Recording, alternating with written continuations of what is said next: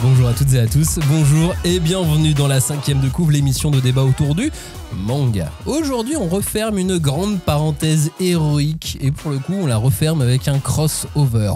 Pas celui où les univers se mélangent à coups de portails dimensionnels et de bastons intergalactiques, non, celui bien réel où les caps de l'Amérique croisent les pages noires et blanches du Japon. Oui, aujourd'hui, on s'attaque à un drôle de flirt, celui entre Marvel et le manga. Waouh. Spider-Man, Wolverine, Deadpool, Venom, tous sont passés entre les mains de mangaka, mais pourquoi ? Pourquoi faire ça ? Est-ce que c'est une opération marketing ? Est-ce que c'est une vraie rencontre créative ? Est-ce que ça fonctionne ? Et surtout, est-ce qu'un héros Marvel raconté en manga, c'est encore un héros Marvel ? Ou est-ce que c'est vraiment du manga ? Bref, on va se poser plein de questions dans cette émission. Marvel, c'est donc l'usine à super-héros. Le manga, c'est la liberté narrative, graphique, culturelle. Alors, si on fait se rencontrer les deux, est-ce que ça va parler la même langue ? On va voir ça dans cette émission. En attendant, est-ce que vous saviez, est-ce que toi, Julie, tu savais que la version couleur d'Akira, celle que de nombreux trentenaires, quarantenaires, cinquantenaires et plus ont découvert en France, est-ce que tu savais qu'on la devait à Marvel ? Oui. Ok, super, ça tombe à l'eau. Désolé, mais on l'a déjà dit dans une émission. Oui, je pense qu'on l'avait évoqué et puis c'est quand même bien de le rappeler parce qu'on l'oublie souvent des fois qu'il y a des échanges autres que France-Japon autour du manga. Et donc c'est une division de Marvel, Epic, qui a publié Akira aux États-Unis pour la première fois et non pas dans sa version originale puisque ils pensaient que ça ne fonctionnerait pas auprès de leur public, auprès de leur lectorat de comics. Donc c'est une version colorisée, retouchée pour plaire au lectorat américain qui a été publiée là-bas. Et donc c'est cette version qu'on a d'abord eue en France, la version couleur d'Akira, et donc une version couleur signée Marvel. Voilà, vous le savez maintenant, si vous l'aviez oublié. Marvel et le manga, fusion réussie ou rendez-vous manqué, c'est ce qu'on va voir aujourd'hui dans la 5e de couve. On ne pousse pas, s'il vous plaît, on ne pousse pas, c'est inutile. Le public n'est pas autorisé à assister aux épreuves éliminatoires. Moi, je crois que je pourrais être un très bon ninja. À quoi vous jouez ? L'heure est grave, c'est pas le moment de faire les guignols. Mais on n'a rien d'autre à faire, on peut pas sortir. On va leur faire notre attaque secrète, l'attaque de la Tour Eiffel, ils vont rien comprendre. Et il faudra aussi parler des dessins animés, notamment des dessins animés japonais qui sont exécrables, qui sont terribles. Oh, les bâtards! Oh, this you crazy mother... Vous êtes en train d'écouter la 5e de couve, le seul podcast où l'on peut découper, charcuter, dépecer et aimer les mangas Marvel. Salut Julie, est-ce que toi, tu fais partie de celles et ceux qui rêveraient de voir Magneto en boss final d'un arc narratif signé Naoki Urasawa ? Alors écoute, oui, parce que maintenant que tu le dis, que tu le verbalises, c'est quand même ça donne une autre dimension. Un personnage que des fois tu peux te dire oula, il s'est vachement fait caricaturer parce qu'il est passé par tellement de phases, tellement de médiums ou de médias, pardon, que on peut se dire que si tu demandes en plus à une grosse resta comme Urasawa de venir apporter sa patte, je pense que ça peut donner vraiment un super résultat. Urasawa qui était à Amiens il y a quelques jours, on l'a vu. Oui. On a passé près de 6 ou 7 heures avec lui durant tout un week-end. La chance. Moi en partie. C'était fou. On va vous raconter ça vraiment bientôt. Bon, peut-être à la rentrée. Bon, voilà, on a plein de trucs à dire, mais c'était vraiment trop fou. Et super moment de voir encore Urasawa. C'est pas la première fois qu'il venait en France, mais de le voir encore une fois en France, c'était tellement chouette. Bah oui, et puis il est toujours généreux, il a toujours plein de trucs à dire, plein de trucs à montrer. Oh oui. Et là, on a dit des trucs. On n'était pas déçus. Attends, il a dit un truc, j'ai trouvé ça ouf. Il n'a jamais dessiné en dédicace Johan de Monster. Personne ne lui a demandé. Si. Pourquoi personne ? Moi, potentiellement, j'imagine que des gens vont lui en demander, mais il ne l'a jamais fait.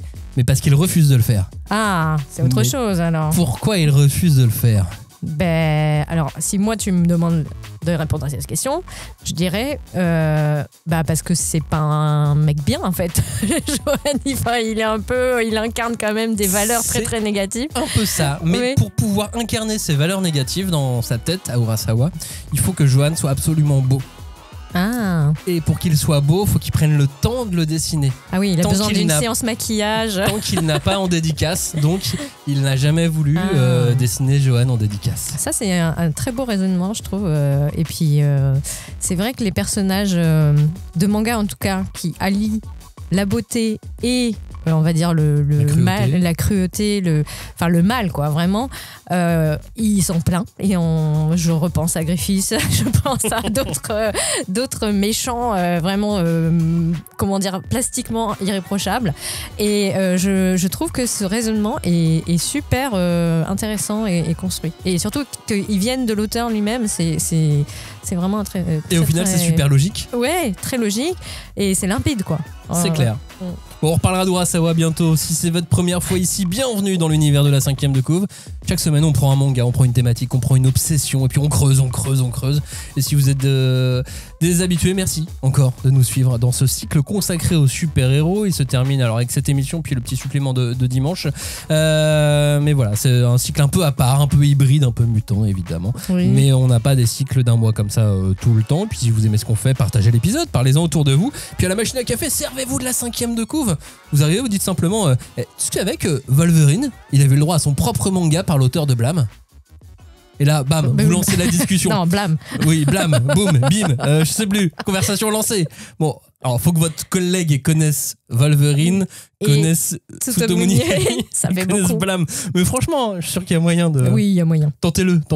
Et puis vous nous tenez au courant. Sinon, vous reprenez du café. C'est ça. Aujourd'hui, donc, Marvel et les mangas.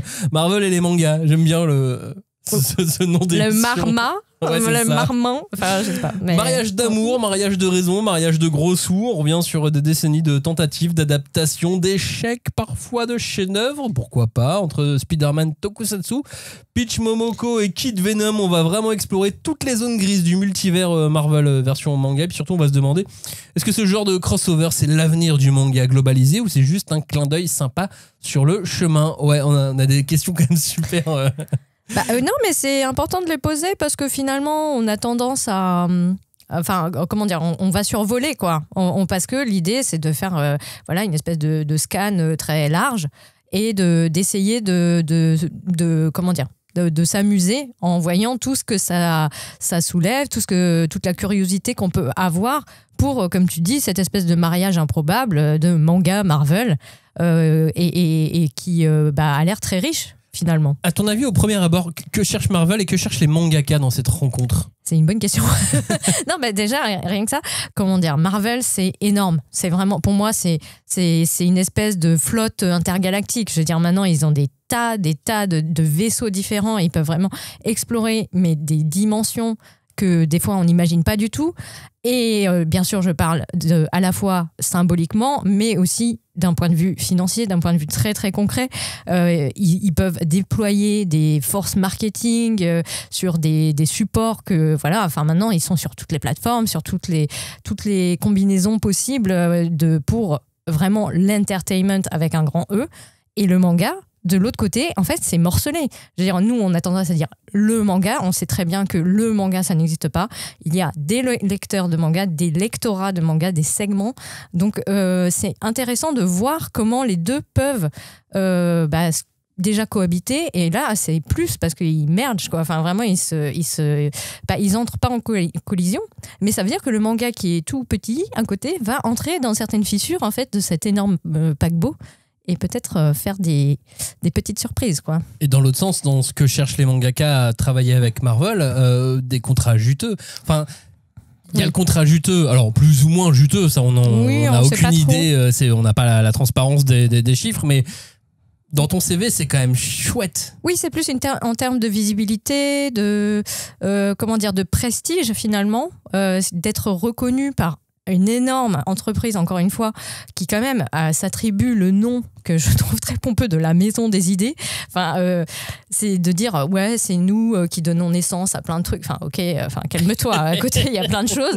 Mais je trouve que, oui, toi, en tant que dessinateur et illustrateur, si t'es approché par ce genre d'entreprise, ce genre de créateur de contenu, waouh, enfin, je veux dire, tu dois décoller, tu dois déjà te sentir pousser des ailes et tu te dis que tu vas pouvoir vraiment travailler sans limite parce que des fois, je pense qu'il y a des créateurs qui malheureusement doivent faire des choix et ne peuvent pas forcément explorer toute leur créativité parce qu'ils manquent de temps, ils manquent d'argent, ils manquent de moyens. Enfin, donc là, j'espère en tout cas que ça leur permet d'ouvrir plein de portes différentes.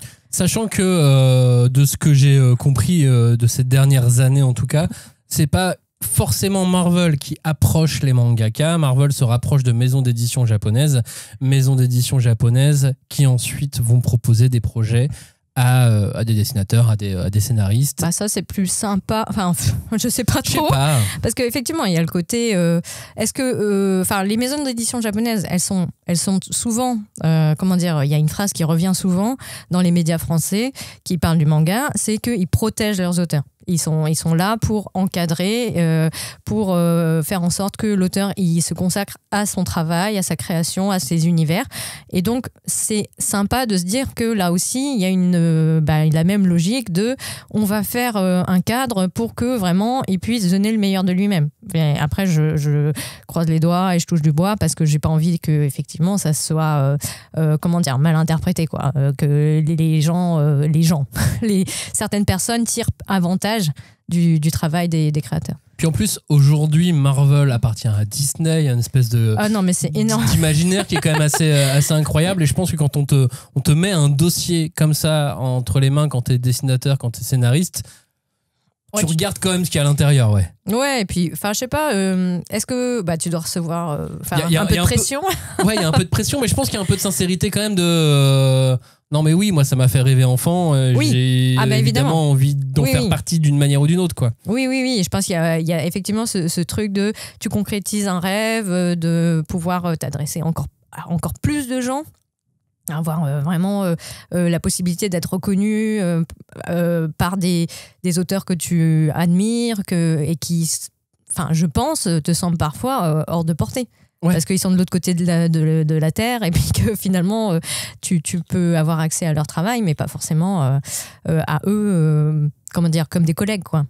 Et malgré tout on peut parler de gros sous en effet, mais pour l'instant il n'y a pas de réel succès de manga Marvel, donc finalement oui, ça pose des questions. Ouais, dans la stratégie, quelle est la stratégie derrière?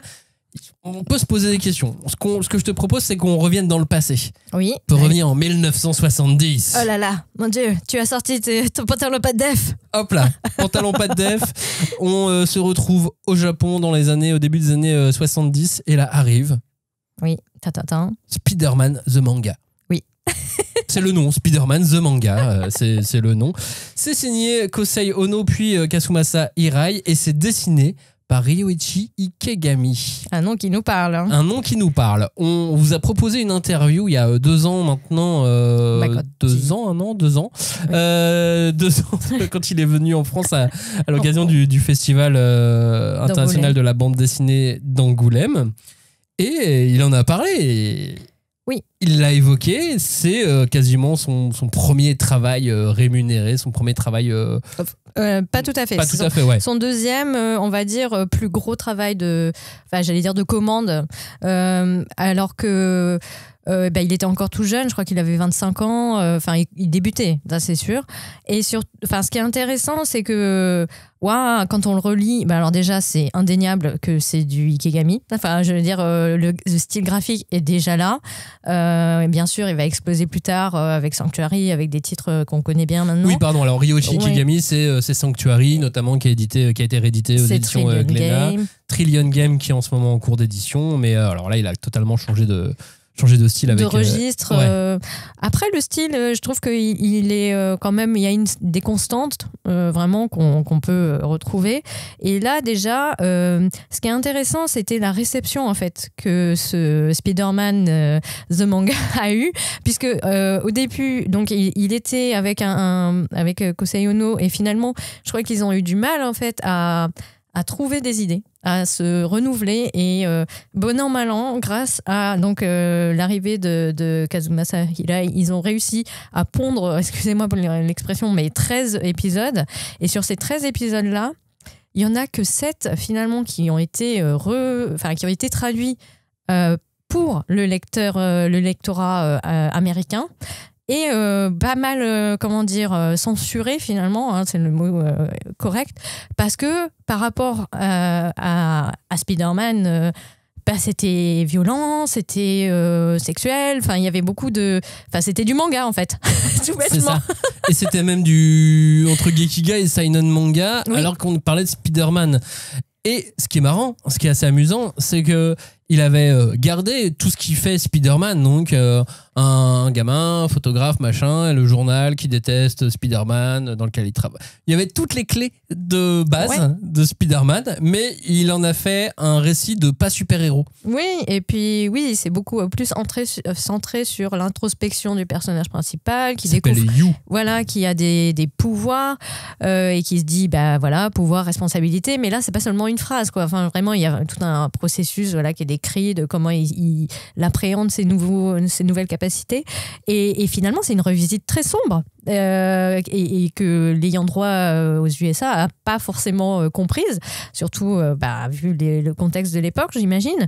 Mais moi, je trouve que à côté de ça, le fait que ça ait été Ikegami qui ait reçu, enfin qui ait accepté ce projet. Enfin, je veux dire, il n'y avait pas mieux finalement pour. C'était le dessinateur parfait, au sens où il était jeune. Il était vraiment dans son ascension en tant que dessinateur de manga. Il commençait vraiment à construire sa carrière de façon solide. Et en plus, il y a des thématiques auxquelles il était déjà sensible. Donc, tout le côté, l'aspect très physique des super-héros, il est déjà présent, il est déjà en germe dans cette œuvre. Et on sait très bien, c'est Buronson qui l'a dit après, plus tard, que les silhouettes masculines de Ikegami, on voit très bien qu'il y a une espèce de focale sur l'érotisme masculin. Parce que Ikegami, c'est aussi Crying Freeman ou It, par exemple. Ouais, et on voit beaucoup des corps dénudés, que ce soit masculin, féminin, mais les corps masculins sont toujours très érotisés en fait. Et là, c'est vrai que ça fait bizarre parce que c'est un gamin. Enfin, c'est effectivement, comment il s'appelle déjà, Parker. Peter Parker, voilà. Je me disais, c'est pas Patrick, c'est Peter. Patrick Parker. Et non, c'était une autre de ses collègues disciples. Takahashi Lumiko qui disait que elle avait beaucoup apprécié ce personnage parce que c'était présenté comme un seinen, mais avec un jeune personnage qui se posait des questions valables et valides, les deux à la fois, et que évidemment les années 70 au Japon, il y avait une ébullition de comme en France, de la question, du sentiment étudiant, de qu'est-ce que allait devenir le monde. Il y avait beaucoup de domaines qui étaient politisés et ça se retrouve finalement en filigrane de cette œuvre. Et donc pour l'histoire du manga, on est donc avec Yu Komori et pas Peter Parker du coup. Non. On se situe au Japon et on est sur la Terre 700-19.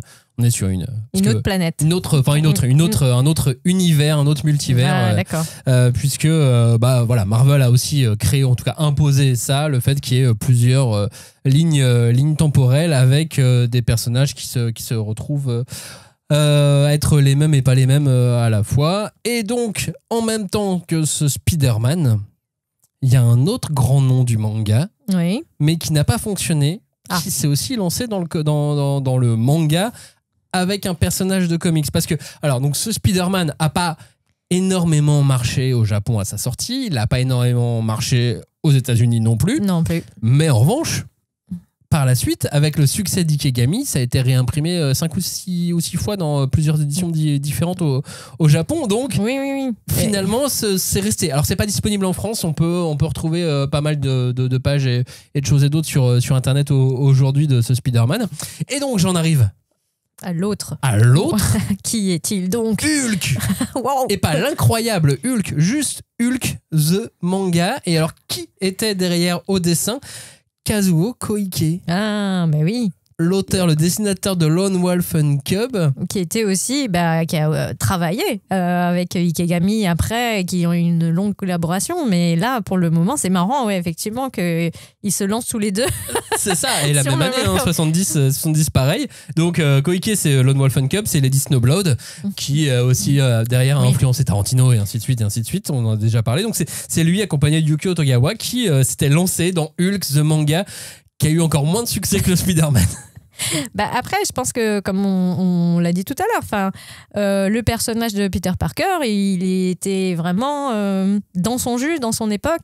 Et finalement, Hulk, c'était peut-être un peu encore difficile à travailler sur une base de... Avec le trait de Koike, quoi. Ouais. On retrouve sur YouTube, il y a des gens qui ont fait des sujets, des youtubeurs américains ou quoi, qui ont fait deux, trois choses comme ça dessus. Si vous voulez voir quelques images en anglais et voir à quoi ça ressemble, c'est assez rigolo parce qu'il y a plein de fans de comics aux États-Unis qui sont tombés dessus, qui ont fait mais d'où ça sort quoi. Oui, Koike qui fait Hulk, qu'est-ce que c'est que cette dinguerie quoi. Ça doit être parce que c'est pas super connu non plus. Ouais, je pense à mon avis. Et donc on reste dans les années 70 et là encore le personnage de Spider-Man est arrivé à la télé, non pas en série télé américaine, mais en tokusatsu. Spider-Man Tokusatsu, la série télé 1978, c'est absolument génial. Oh ouais, c'est nanar, à fond quoi. Donc Tokusatsu, pour ceux qui ne connaissent pas, c'est Bioman, c'est les Power Rangers. Il y a une typologie maintenant, hein. Bien sûr. Et on retrouve effectivement tous les ingrédients qui font donc le sel de ces... c'était des séries télé où on avait des groupes de justiciers masqués, qui souvent étaient en groupe, mais pas toujours. Il y avait aussi des loups solitaires. Comme XOR. Exactement. Et là, on en a un autre qui est donc Spider-Man. Et c'était... vous pouvez voir sur YouTube aussi. Il y a le premier épisode qui est trouvable facilement sur YouTube. Et c'était marrant. Tout est énorme, le générique est génial. Oui. Spider-Man. Mais t'as tout, vraiment, c'est... Parce que c'est en même temps un générique japonais des années 70. Complètement. Mais avec toujours la petite rythmique, le mot Spider-Man qui est bien lancé comme ça au milieu. Puis après, la série... c'est dans son jus, quoi. Ouais. Oui, et puis c'est un tokusatsu, il y a la transformation, il y a des robots, il y a des mobs. Donc les mobs, c'est ces fameux personnages de méchants, ils sont tous masqués, on sait pas qui est qui, mais il faut juste lancer une patate et hop, il y en a 5 qui tombent par terre. Enfin, voilà. Et puis, le personnage de... le personnage principal, il est entouré d'une famille, il y a un professeur, il y a des éléments comme ça qu'on retrouve dans plein d'autres séries qui sont là, habillé par ces pouvoirs de super-héros, de Spider-Man, je lance des toiles d'araignée, je peux monter sur les plafonds et tout. Et c'est vraiment très drôle. Enfin, je suis désolée. Mais en fait, moi, je pense aussi que finalement, c'est un très bon exemple de comment le Japon était perçu dès les années 70 par l'Europe et par les États-Unis comme cette espèce de pays capable de s'approprier des choses qui n'étaient pas du tout dans son giron culturel. Et donc là, clairement, on prend donc un personnage iconique de la culture pop américaine et on le fait à notre sauce, donc sauce soja, désolé, mais c'est vraiment... c'est ça. Ils ont fait pareil pour les éléments d'électronique. Il y a tout ce qui a contribué en fait à l'essor économique, la reconstruction du pays après la guerre. On le retrouve dans cet épisode, dans cet exemple-là. Spider-Man, pas Superman, pardon. Ça c'est pour dimanche. Spider-Man Tokusatsu, donc 1978, la série télé. Vraiment, cherchez ça sur YouTube. Vous allez pas être déçus. Vous allez passer 20 bonnes minutes. Ah oui, non, c'est marrant comme tout. Après, on saute. Après, il y a 2-3 essais, 2-3 trucs, mais ensuite, on peut sauter dans les années 90. Et est-ce que tu te souviens, nous, ça nous avait marqué dans les années 90, parce que ça a eu pas mal de succès à l'époque quand c'est sorti en France, de la série animée X-Men. Écoute, ça te dit quelque chose ou toi où t'étais spectatrice plus jeune ou pas de cette série-là? Franchement, je l'avais complètement oublié. Et là, quand je l'ai vu sur le conducteur, je me dis, ah mais oui, et ça a éveillé des vieux, très très vieux souvenirs. Mais je pense que je serais passée à côté sans cette petite piqûre de rappel, tu vois. Donc dans les années 90, il y avait une série animée X-Men qu'on est plusieurs à avoir vu, plusieurs centaines de milliers de personnes en France à avoir vu, à avoir oublié. Elle est un peu revenue au goût du jour parce que Disney Plus a fait une suite qui s'appelle X-Men 97 sur un remake, enfin une suite sur Disney Plus l'année dernière. Oh, c'est vintage aussi. C'est vintage, oui, c'est un peu vintage, ouais, carrément. Donc la X-Men 97 est donc la suite de cette série animée. Et à l'époque, au Japon et pour le marché américain, il avait été créé X-Men The Manga. En gros, ils avaient confié à une dizaine d'auteurs, je ne sais plus combien il y en a exactement, des chapitres, des épisodes de la série animée à faire en manga. C'est une sorte d'omnibus. Ouais. Bah, comme ça se fait beaucoup dans le comics. Ça se fait beaucoup dans le comics, sauf que c'est les épisodes, mais par des auteurs différents à chaque chapitre. Oui, donc c'est assez conceptuel, c'est marrant. C'est très conceptuel. Ça ressort là. En France, il y a aux États-Unis, il y a une réédition en même temps, du coup, que la parution sur Disney Plus de la nouvelle série animée. Donc, Viz US l'a fait aux États-Unis, et donc Panini Manga le propose en France là au mois de juin. Waouh, tout un fan de l'histoire. C'est ça. Donc nouvelle édition, enfin c'est une réédition de cet objet de l'époque qui ressort là en France. Et alors c'est curieux. Je pense que le meilleur mot, c'est vraiment curieux parce que comme chaque chapitre, c'est pas le même trait, c'est pas les mêmes personnages. Enfin si, c'est les mêmes personnages, mais il y a un fil rouge quand même au milieu, il y a un personnage fil rouge, mais ça va dans tous les sens.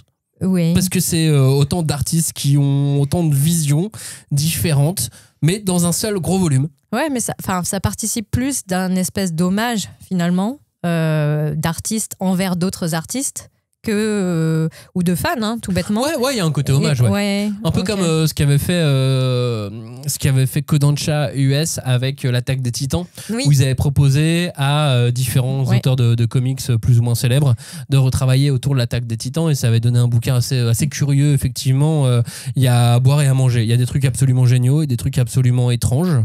Mais effectivement, c'est une vraie tentative, c'est artistiquement parlant, super intéressant. Bon. Ouais. Ce qui est déjà c'est déjà pas beaucoup, mal. Hein. Donc voilà tout ce qui s'est passé, puis après on va arriver plus ou moins à nos années d'aujourd'hui. Mais c'était quoi à ton avis l'objectif? C'était séduire le public japonais? Ça a marché, tu penses? Je pense que ça n'a pas trop marché. Après, je veux pas dire... je n'ai pas de chiffre de vente du comics au Japon, par exemple, donc je ne peux pas non plus dire les choses de façon hyper objective. Mais je trouve que c'était une espèce d'acculturation lente, finalement. Contrairement à Spider-Man, bon, il a été très vite attrapé et du coup, finalement, il n'a pas beaucoup gardé de choses d'origine dans le personnage qui a été ensuite proposé au public japonais. Mais moi, je voudrais dire que je pense que les man vraiment très très célèbres de la culture japonaise des années 80-90 et qui le sont encore aujourd'hui, c'est pas des personnages américains, c'est des personnages japonais qui sont restés profondément japonais. Donc Ultraman, c'est quand même une institution là-bas, même si nous, on en a moins les effets. Et on a quand même Devilman pour les années plus 90, qui est là, et effectivement un gros clin d'œil quand même aux personnages qu'on peut trouver dans des comics, vraiment la binarité, le bien, le mal, qui s'affrontent de façon très très graphique, très frontale. Mais après, on a aussi toutes les parodies qu'il y a eu autour. Et la plus connue, c'est Superman. Enfin, je veux dire, Toriyama, en direct du village pingouin, hop, il vous fait la petite parodie de Superman avec un personnage japonais jusqu'au bout des ongles. puisque c'est quand même un personnage qui donc comment dire, a tout le temps une bouche pincée à force de manger des prunes salées acides, et parce que soupai ça veut dire c'est acide quoi. Donc et le plus connu à mon sens, c'est Ampaman. Ampaman, je suis désolée, je ne connais pas de japonais qui ne connaît pas Ampaman, parce que dès les années 80 et même un peu avant, c'était la mascotte des enfants avec Doraemon. Mais Doraemon, il faut déjà savoir un peu lire. Alors que Ampaman, c'est vraiment l'équivalent des dessins animés qu'on propose aux petits, à ceux qui ont encore 4 ou 5 ans et qui commencent à s'amuser d'histoires. Donc Ampaman, c'est un bonhomme avec une tête qui est faite en pain. Et fourré une brioche fourrée à la confiture d'haricots rouges, et quand il croise quelqu'un qui est dans le mal, il lui donne un bout de sa tête, et c'est ce qui est génial avec Ampaman, c'est qu'on peut refaire sa tête à l'infini comme une espèce de monstre qui ne meurt jamais. Aussi, c'est ça. C'est vraiment un super héros qui est porté par une espèce de vie éternelle, quoi. Il n'a qu'un seul ennemi, donc qui est Monsieur Carry. Si je traduis très grossièrement, un biking man, encore une fois. Et je veux dire, c'est vraiment le personnage emblématique pour moi des super héros à la japonaise. Mais surtout, non, je pense que si vous cherchez sur Google Images ou moteur de recherche, ça va vous dire un truc. Oui. Vous avez déjà vu cette image oui, et puis en plus, si vous vous intéressez au manga, vous l'avez vu passer quelque part. Il a servi de base à One Punch Man, ensuite, en plus.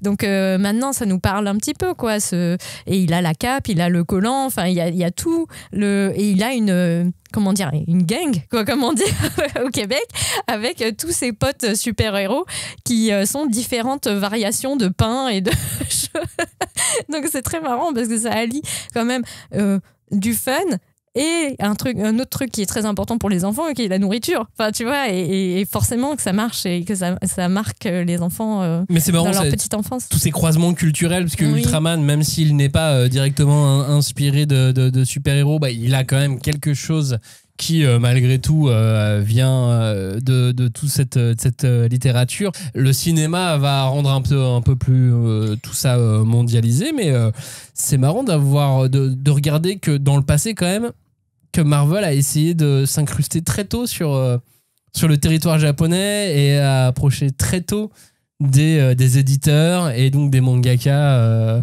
pour essayer de faire quelque chose, quoi. C'est marrant de voir qu'ils avaient quand même l'œil de...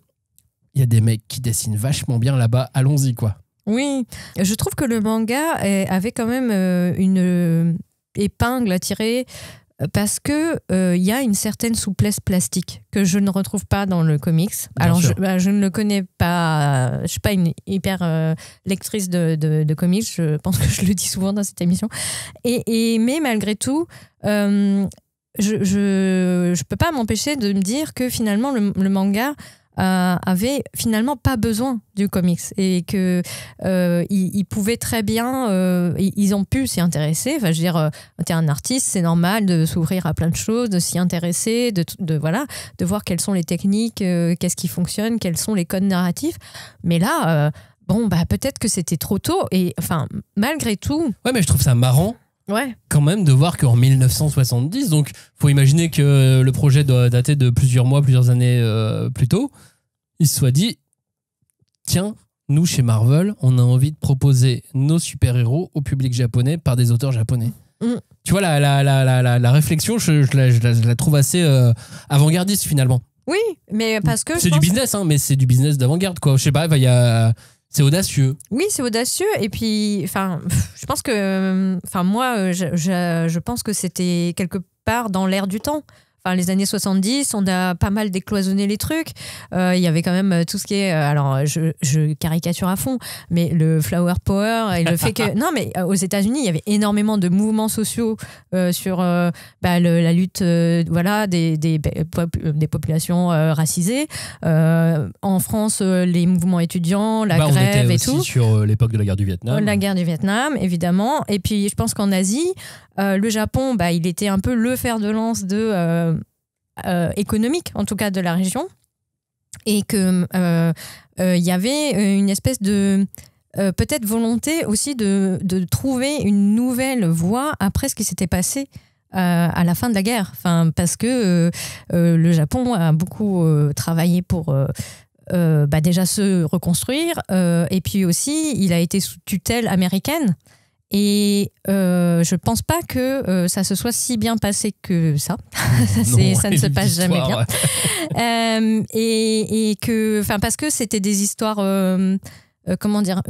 humaines. Enfin, je veux dire, à échelle humaine, il y a eu plein de variations de comment gérer son trauma, et que peut-être finalement on a essayé 20 ans après de colmater certaines choses, de trouver un terrain d'entente culturelle en passant des passerelles narratives, et puis voilà, d'images. Mais bon, malheureusement, l'image des super-héros est peut-être pas le meilleur facette de l'Amérique. Surtout en tout cas tel qu'il était conçu dans les années 70, même si ça correspond pour moi à une première remise en question de la figure du super-héros. Et puis on arrive de nos jours. De nos jours, qu'est-ce qui se passe autour de Marvel et du manga ? Il y a en fait un chaînon manquant. Alors, je vais évidemment caricaturer, mais avec beaucoup d'humour et de second degré. Le chaînon manquant est arrivé. Et ou plutôt elle, s'appelle Peach Momoko. Oui. Peach Momoko, c'est une artiste, c'est une dessinatrice, une autrice japonaise qui, pendant le confinement, pendant toute la période Covid, a été remarquée par Marvel et a signé un contrat en 2020 avec Marvel pour aller travailler pour Marvel aux États-Unis sur du comics. C'est une autrice qui a été inspirée par Atsushi Kaneko. Atsushi Kaneko, auteur de Evol, dont on a parlé il y a 3 émissions. Oui, il faut suivre. Ouais, il faut suivre. Attention, interrogation.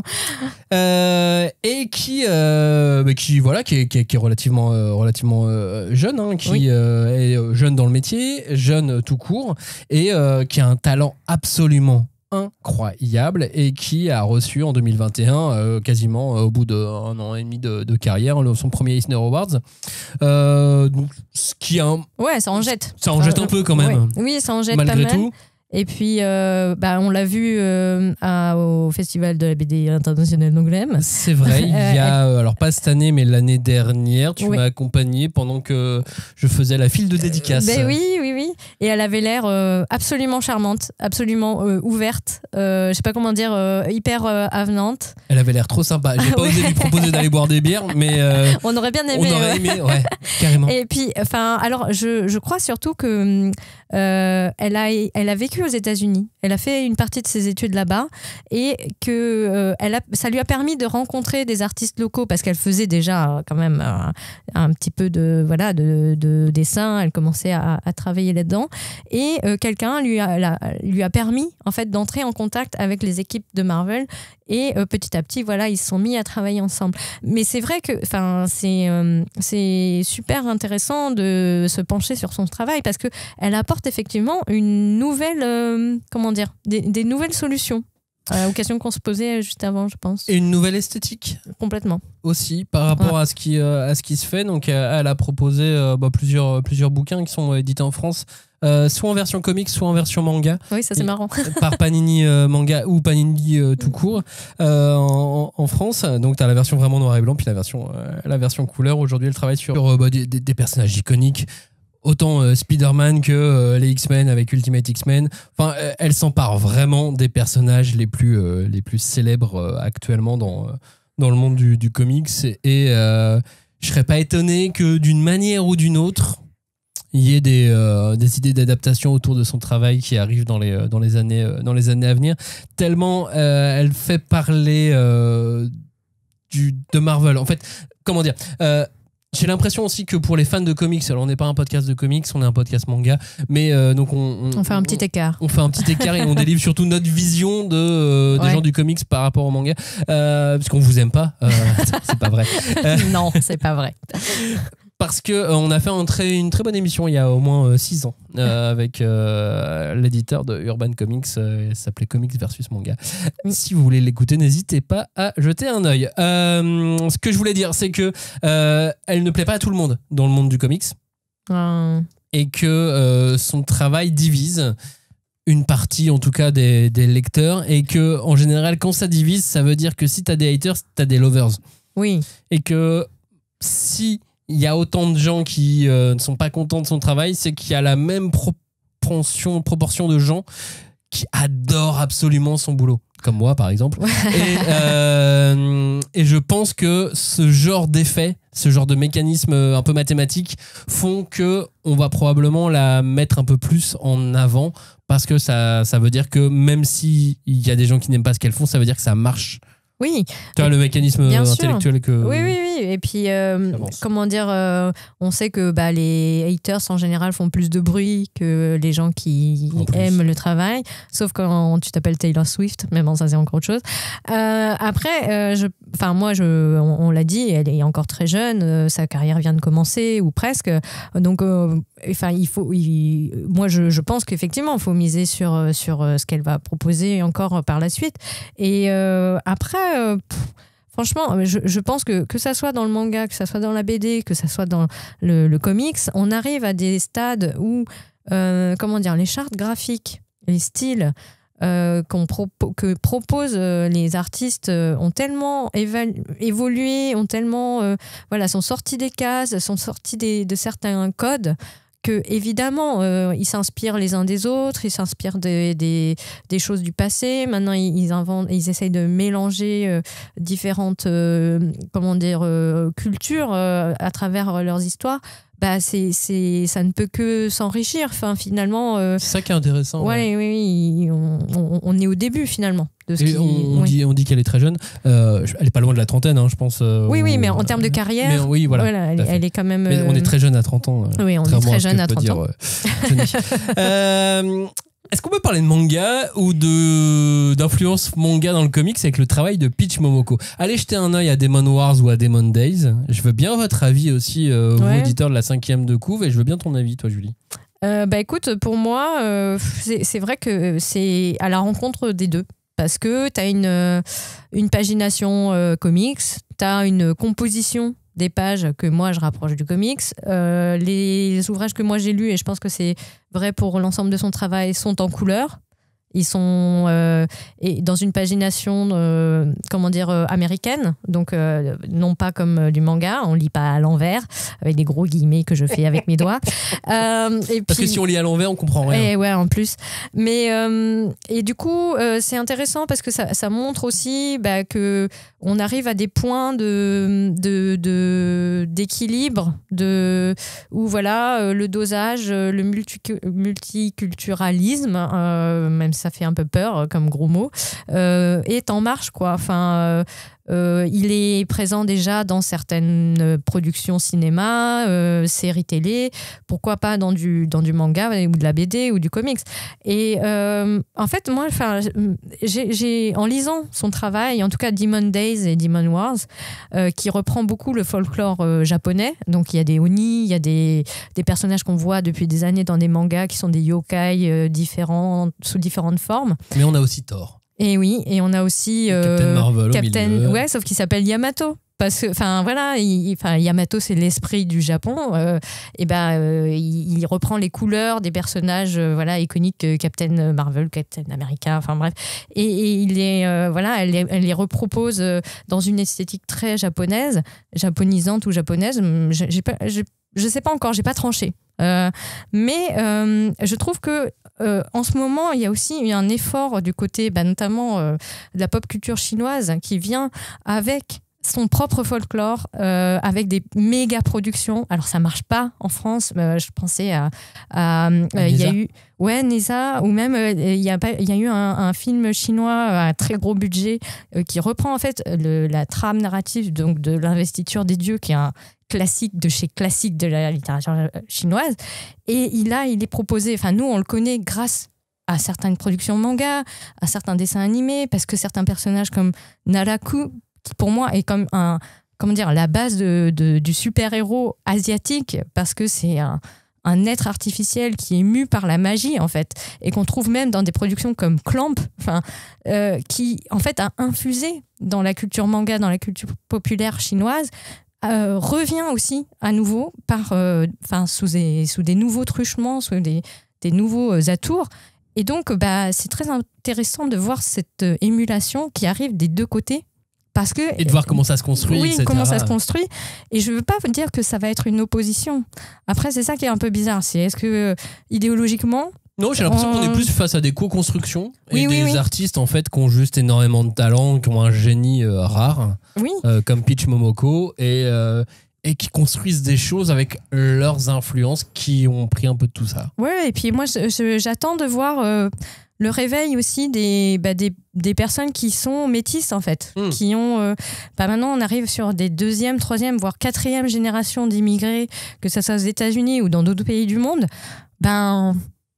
Proposez-nous votre vision, parce qu'elle est métissée, parce qu'elle va emprunter à 2, voire 3, voire parfois 4 cultures différentes. Et forcément, ça va être intéressant. Et le jour où on va se rendre compte que ça parle au plus grand nombre, parce qu'on est tous un petit peu mélangés maintenant, ça va nous conforter dans l'idée que on peut partager encore plus de choses, quoi. Il y a eu le Marvel Mangaverse dans les années 2000. C'est pas un énorme succès, mais entre-temps, on a eu d'autres choses quand même dans le manga avec des personnages Marvel, puisqu'on en parlait en début d'émission, il y a eu Tsutomuni Ai avec Snikt, quand même. Ouais, difficile à prononcer. Snikt, point d'exclamation, S-N-I-K-T. On parle donc de Wolverine, Wolverine, mais mis en scène par Tsutomuni Ai. Si vous aimez, vous avez déjà entendu parler de Tsutomuni Ai, n'hésitez pas à revenir. Il y a 5 émissions en arrière, je crois, à peu près, pour une émission qu'on a entièrement consacrée à cet artiste absolument génial. Donc, 2003, Tsutomuni Ai collabore avec Marvel pour donner vie à une vision personnelle, une vision sombre de Wolverine. Mais le manga, c'est sombre, en fait. Ouais, à chaque fois que t'as l'impression que tu dis carte blanche, mangaka, prends un super-héros, fais ce que tu veux. Ok, je vais faire un truc sombre. Voilà, oui. C'est sombre. En même temps, après Blam, tu lui confies Wolverine. Qu'est-ce que tu voulais qu'il fasse d'autre qu'un truc sombre ? Franchement. Il n'y avait pas beaucoup de solutions non plus. En tout cas, ça a été réédité il y a 2 ans en France. Cette année est sorti également Elektra et Wolverine de Yoshitaka Amano. Ça, c'est beau. Franchement, Amano, c'est magnifique, quoi. Et j'avoue que ça m'a fait un peu le même effet que Peach Momoko, mais avec un degré d'intensité un peu plus élevé, tu vois. Genre là, le curseur est monté beaucoup plus vite, parce que finalement, c'est un trait que je reconnais, en fait. Alors que là, pour Peach Momoko, on est encore dans la découverte, pour moi en tout cas. Et là, je me suis dit, c'est trop beau de voir Elektra Wolverine dessinée par Yoshitaka Amano. C'est somptueux. Voilà. Amano, pour vous resituer, c'est Cara designer de génie, Bataille des planètes par exemple, pour le plus ancien. Oui, c'est vieux. C'est pas tout récent. Trop vieux, Vampire. C'est trop vieux. Il y a Final Fantasy, il avait fait évidemment. Voilà. Vampire Hunter D. Oui, ça je pense. En fait, il a un style très gothique, très à la fois épuré, mais qu'on retrouve un peu aussi chez Tsutomuni Ai, en tout cas dans le tout début ou le milieu de Blam, avec des personnages très élancés, très impassibles, mais la cruauté, mais il y a une espèce de chorégraphie de combat aussi qui est vraiment très belle à regarder. Mais et c'est fou le succès de ce personnage de Wolverine quand même. Ouais, à chaque fois. C'est toujours lui. Voilà, il y a un peu Elektra aussi. Mais là... dans le travail de Peach Momoko d'ailleurs. Elektra. Non, alors moi il y a une curiosité parce que malgré tout, Marvel, quand ils font quelque chose, ils s'adressent pas à n'importe qui en termes de mangaka. Parce qu'il y a un auteur qui est disparu aujourd'hui, malheureusement, qui est Kazuo Takahashi. Kazuo Takahashi, c'est l'auteur de Yu-Gi-Oh! Kazuki, j'ai dit quoi? Kazuo? Oui. Ah oui, son vrai nom. Oui, alors son pseudo c'est Kazuki, son vrai nom c'est Kazuo. Oui, on n'était pas assez intime avec qui n'a fait que Yu-Gi-Oh! Dans sa carrière. Yu-Gi-Oh! Tout. En même temps. Yu-Gi-Oh! Duel Monster, Yu-Gi-Oh! Air, Yu-Gi-Oh! GX, oui, c'est pas mal quand même. Ce que tu veux. Yu-Gi-Oh! Arc machin. Enfin, bref, il a fait que Yu-Gi-Oh! Dans sa carrière. Il a fait une seule autre chose que Yu-Gi-Oh! Qui est Marvel Secret Rivers. Oui, et là, c'est. Donc, quels sont les super-héros qu'on retrouve est-ce que c'est encore le Wolverine ou pas? Bah non, c'est Spider-Man. Ah. On retrouve Spider-Man, on retrouve Iron Man qui sont en mission ensemble. Oui, d'accord. Voilà, c'est sorti en France il y a 3 ans. D'accord. 3 ans et c'est un travail de Kazuki Takahashi, voilà. Non mais c'est marrant de voir, voilà, de le voir passer de Yu-Gi-Oh à ces personnages-là. C'est de la commande bien évidemment, mais c'est assez rigolo. Il y a eu un autre truc aussi qui est très rigolo, alors qui vaut le détour par curiosité, parce que je crois que c'est sorti que en format, enfin peu importe. C'est Marvel Miou. Miou, comme miaou. Miaou, oui. Et donc, c'est des petits chats Marvel. Non, c'est... il y a un personnage de chat dans cet univers. Mais il est un peu alien, non? C'est un comics, mais par un auteur, un artiste japonais. Et c'est des chats, quoi. C'est un manga comics de chats. Oui, voilà, c'est des chats. D'accord. C'est mignon. C'est tout à fait mignon, tout à fait. Ah, mais il est pas sur la couve avec Spider-Man. Si, c'est ça. Spider-Man qui tient un chat à bout de bras comme ça. Et puis le chat lui met une patte sur la tête ou un truc. Peut-être. Bref, on a des trucs comme ça. Et alors non, on a d'autres choses. Par exemple, on a le manga shonen version comics. Enfin, version super-héros, version Marvel. Ils ont tenté des trucs. Par exemple... On a Spider-Man Fake Red. On a encore Spider-Man, bien évidemment. Donc là, on n'avait pas de Peter Parker. On avait un héros japonais qui s'appelle Yu, d'ailleurs, très drôle, comme le Yu de Ikegami. Oui, c'est peut-être un clin d'œil, tout bêtement. Oui. On a une ville japonaise. On est vraiment sur un Spider-Man qui trouve un costume dans une ville japonaise. Ah, c'est le vrai costume, je suis Spider-Man maintenant. Et ainsi de suite. Par Yusuke Osawa, qui avait fait La Balade de Ran, qui était sortie aux éditions Doki Doki, très très beau. Puis Green Worlds aussi, qui était assez chouette. Donc, dessinateur extrêmement talentueux, qui s'est retrouvé à travailler sur Spider-Man et qui a donc proposé Spider-Man Fake Red. C'est un gros volume. Entier. C'est probablement un des meilleurs trucs que j'ai lu autour de Spider-Man dans le manga. Oui. Ouais, ok, j'ai mis beaucoup de strats, mais c'est plutôt pas mal, c'est vraiment curieux. Et c'est non mais voilà, en fait c'est beau et donc rien que pour ça vaut le détour. En fait finalement ce que j'ai préféré dans Spider-Man Fake Red qui est sorti donc il y a 1 an aux éditions, alors tout est sorti chez Panini puisque globalement pour l'Europe Panini détient l'exclusivité de toutes les sorties Marvel en bouquin, donc tous les mangas Marvel sont sortis chez Panini. Okay.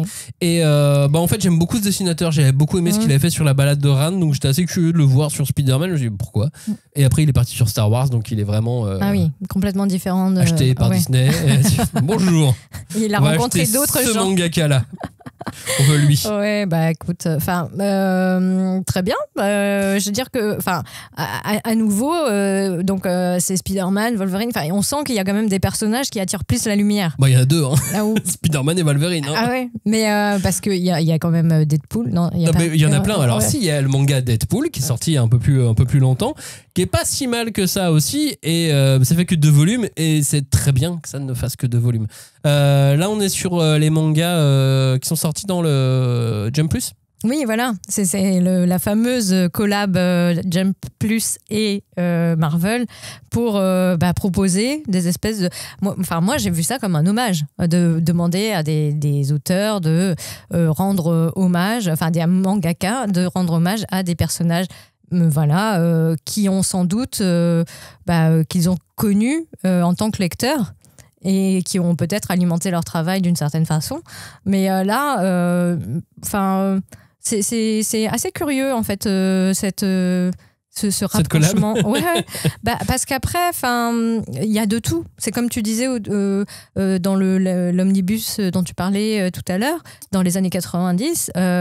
Les styles sont différents, les personnages sont différents, les histoires sont pas, des fois sont très légères, proches du gag, et puis d'autres, c'est de la baston, il y a vraiment de l'action, et donc finalement il y à boire et à manger. Effectivement, c'est exactement ce qu'on disait tout à l'heure. Ah oui, surtout avec Deadpool Samouraï. Donc on a Deadpool, le personnage de Deadpool qui est super irrévérencieux, qui casse le 4e mur, tout ça, qui est invité par Iron Man à rejoindre une escouade de samouraïs des Avengers. Wow. Donc du coup, il va au Japon et en fait, ça se passe pas comme prévu et ainsi de suite. Alors c'est très what the fuck, hein, c'est très Deadpool. Oui, voilà. Même si vous ne connaissez que le film ou que les films Deadpool et que vous ne connaissez pas les comics, vous allez vous retrouver dans l'ambiance, parce que ça a été fait aussi pour ça. Ces mangas sont pas faits pour des lecteurs de comics, ils sont faits pour des lecteurs de manga ou des gens qui pourraient être tentés de lire du manga, et certains sont aussi faits pour les lecteurs de manga américains. Par exemple, il y a eu une autre tentative qui s'appelle Kid Venom. Mm-hmm. Là aussi, on n'est pas avec Spider-Man, mais bon, on est quand même pas loin avec Venom. Kid Venom Origin, qui sort là aussi cette année en ce moment aux éditions Panini. Et là, on est encore avec une tentative, quoi, une tentative d'accompagner quelque chose, parce que ça soit Kid Venom, que ça soit le Deadpool Samouraï, à chaque fois, ça arrive en même temps que des sorties cinéma. Ah, bizarre. Business is business. Ouais. Faut pas déconner, tout vient de là. Et donc il y a tout ça qui rentre en compte. Il y a un autre truc qui est pas sorti en France, par exemple, qui était sorti à l'époque de la sortie du film Spider-Man et Doctor Strange, quand ils étaient dans les multivers. Oui.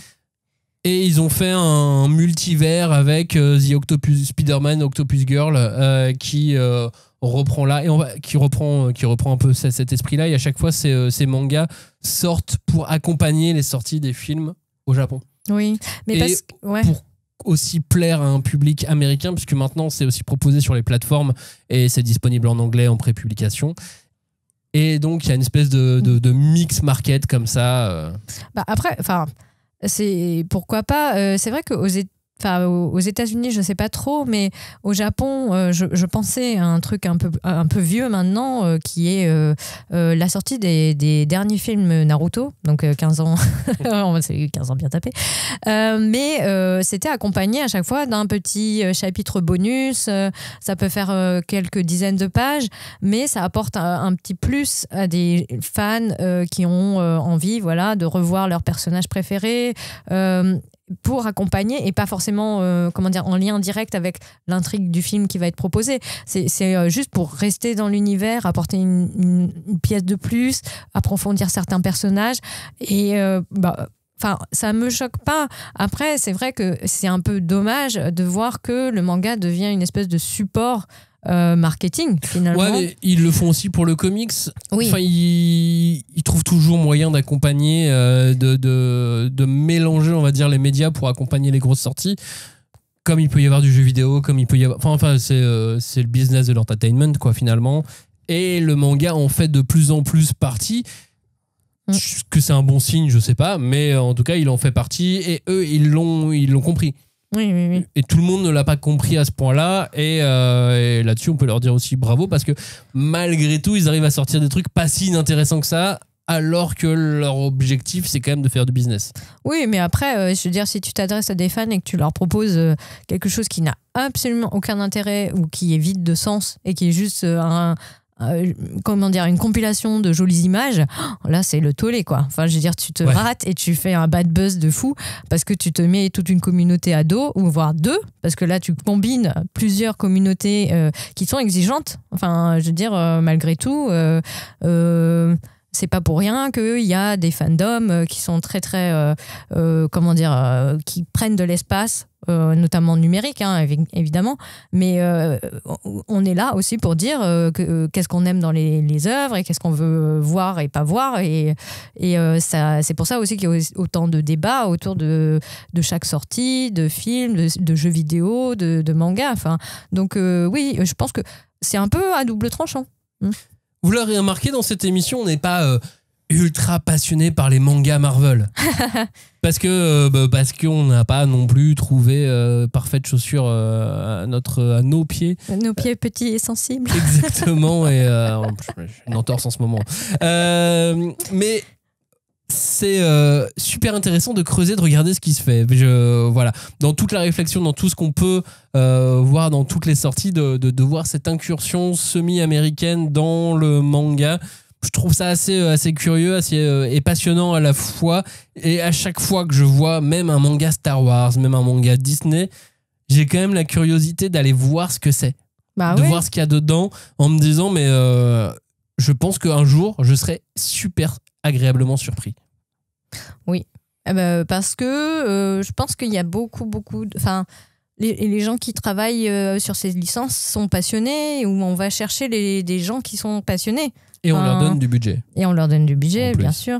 Mais après, c'est intéressant de voir aussi, comme on disait tout à l'heure, je pense que maintenant, les personnages, même s'ils sont très, très éloignés de leur personnage d'origine, on peut accepter certains apports, certains...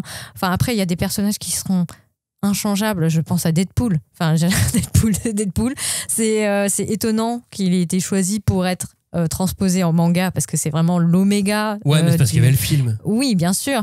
Mais est-ce que c'est aussi une façon d'arrondir les angles pour justement, comment dire, c'est comme, tu sais, ces gens qui subissent des traitements anti-allergènes.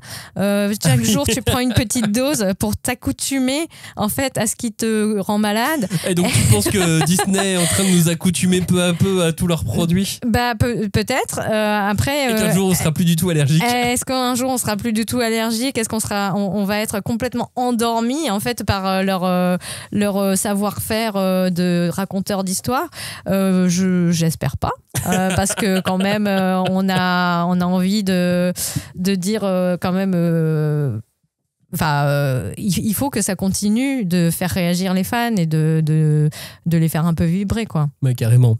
On arrive à la fin de cette émission. Il y a plein de trucs qu'on avait prévu de dire qu'on n'a pas du tout eu le temps de oui, parce qu'on s'est beaucoup on s'est un peu étalé. Juste un tout petit mot sur une incursion inverse. C'est quand Stan Lee est allé travailler avec Takei, l'auteur de Shaman King, pour faire Ultimo. Oui. Ultimo, on en parle de temps en temps. Comme ça, on place le mot Ultimo, le nom de manga Ultimo, dans l'émission depuis plusieurs années. Parce qu'on aime beaucoup ce manga qui est extrêmement étrange, avec un climax, un twist absolument incroyable. Ouais, c'est ça, c'est Takei au milieu, et qui est difficilement trouvable malheureusement aujourd'hui. Mais j'ai remarqué que Crunchyroll s'intéresse de plus en plus à leur vieille licence. Ah, alors tout espoir n'est pas perdu. Tout espoir n'est pas perdu, exactement. Mais c'est donc Stan Lee qui a travaillé avec Takei sur un manga. Oui, donc c'était un peu... Et là, ça va être vraiment une tête de manga, quoi. Oui, et puis... Enfin, je pense que effectivement, on a finalement plein de choses à dire et que la fascination s'exerce dans les deux sens. Je veux dire, les Américains sont intéressés par des choses qui ont de l'exotisme pour eux. Et puis, de l'autre côté, effectivement, les Japonais aussi s'intéressent finalement à ce monde étrange qui est complètement scindé par cette dichotomie bien-mal et des fois, ils sont là, genre, mais on veut pas mettre un peu plus de nuances de gris, là. Enfin, je veux dire, c'est ça aussi qui est intéressant, c'est qu'en fait, peut-être qu'à un moment, on va trouver des vraies passerelles et pas seulement. Après, si les gens acceptent de les prendre et de passer un bon moment, pourquoi pas, hein. Il y aura toujours des personnes pour ne pas être contentes de certains résultats. En fait, sur ces mangas, on passe pas des mauvais moments non plus. Non, c'est juste pas des chefs-d'œuvre, soit, mais on passe pas des mauvais moments non plus devant. Donc, continuez d'essayer, et puis un jour, il y aura un truc qui va. Ouais, et puis décoller, et puis il y a surtout Peach Momoko qui fait un travail incroyable. Ouais, et puis je pense que voilà, maintenant que, comment dire, il y a de plus en plus de choix aussi. Donc il faut tester. Marvel et les mangas, voilà, c'était le nom de cette émission. De cette longue digression. Dans laquelle on a très peu parlé de manga Marvel. Merci à tous de nous avoir écoutés. La semaine prochaine, on vous propose un petit guide de lecture des mangas pour cet été. Merci de nous avoir écoutés. À la semaine prochaine, ou à dimanche, pour le dernier supplément sur un manga de super-héros. On a parlé de plein de mangas de super-héros dans le supplément. Je sais que vous ne les avez pas tous écoutés. J'ai les stats, je le sais. Vous ne les avez pas tous écoutés. On a parlé de Ikariman, de Zetman, de Birdman et donc dimanche de Superman gourmet. Mais version gourmet, attention. Ouais, version gag manga de culinaire. Merci de nous avoir écoutés. Ciao, salut. Merci.